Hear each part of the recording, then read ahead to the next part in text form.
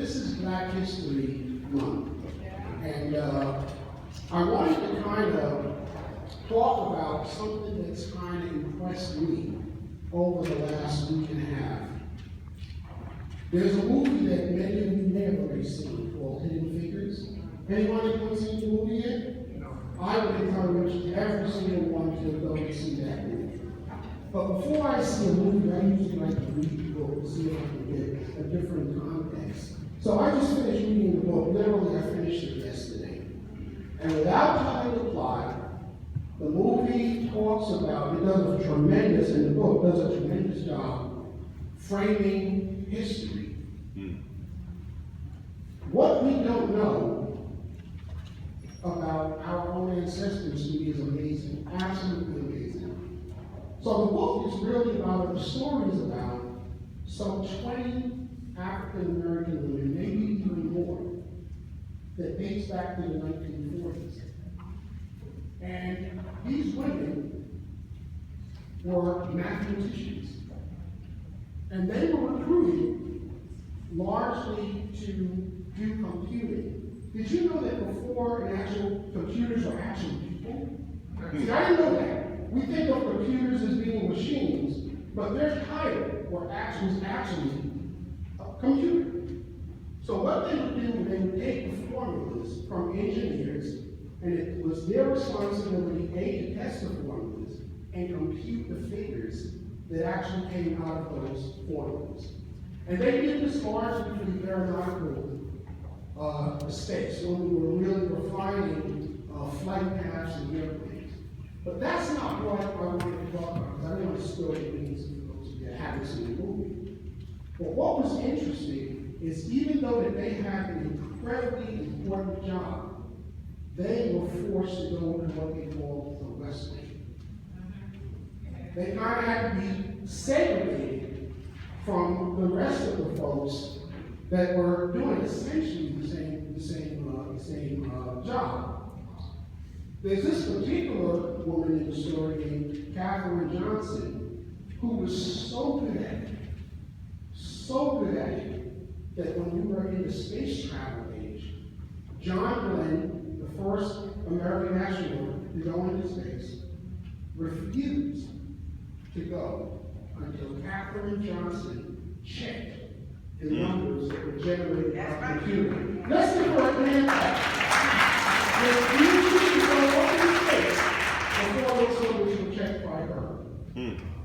But what I really wanted to focus on was something that happened during this time. There was a writer named Gene Roddenberry, Jewish writer. Many of you may know Star Trek. He is the writer of Star Trek.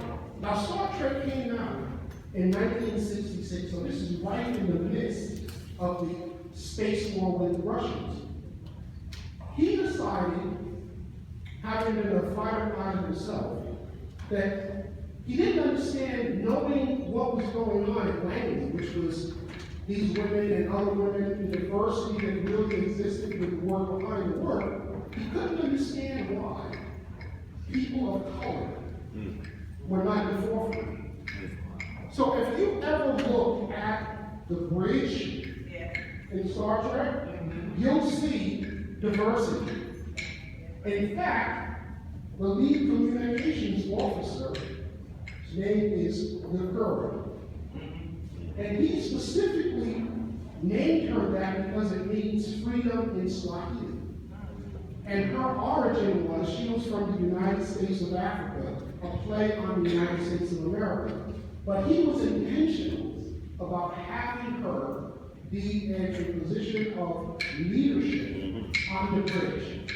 She was right there with Captain Kirk. Amen? A year later, the series started in 1966, and this is why it's relevant. A year later, she decided, I don't really want to do this role anymore. But she was invited to go to an NCAA meeting. And at that meeting, she runs into a celebrity who happened to have been a Trekkie. That celebrity that fan of hers, this woman that had, her name is Michelle Nichols. She had a very minor role, some might say, even though she was on the bridge in this Star Trek. But this fan came up to me and said, I want to meet you. That fan was Dr. Martin Luther King. And he said, Star Trek is one of the only shows that Coretta and my kids watch together as a family. He says, I've seen every episode. And that was up until that point. Well, she says, with all due respect, Dr. King, I'm going to talk to the producer because I really don't want to do that role anymore. But she was actually a dancer and a singer. She was singing with Lionel Hampton, with Duke Ellington. So she was really a singer at heart. And he said, well, what do you mean you're going to leave the role? She says, I really don't want to do that anymore. He told her, you absolutely have to continue in that role.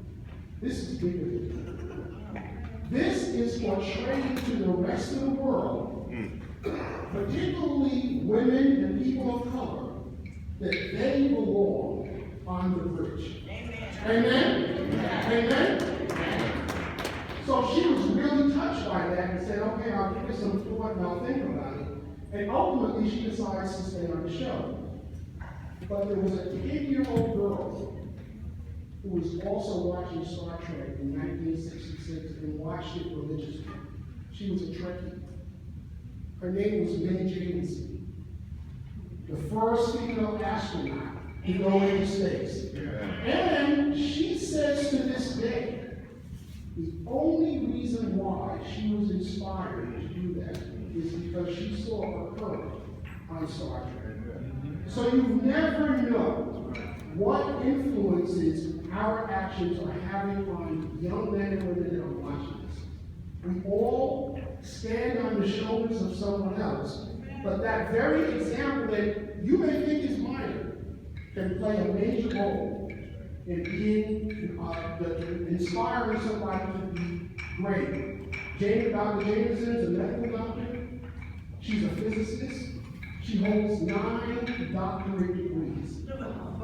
All because she would say she saw a curve sitting on the bridge in Star Trek. Amen?